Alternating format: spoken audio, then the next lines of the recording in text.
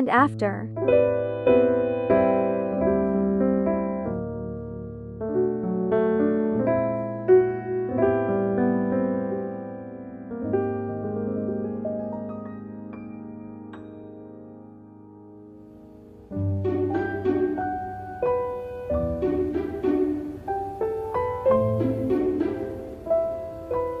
Open FOODIE app and click on Edit. Look for U for 100. Then go to Adjust tab to add brightness -100, contrast -100,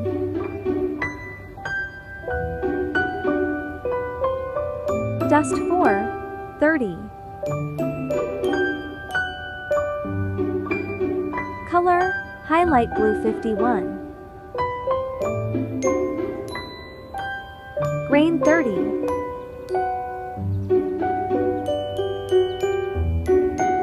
highlight -100, shadow -34, sharpen 100, warmth 21. Now you're done. Save it.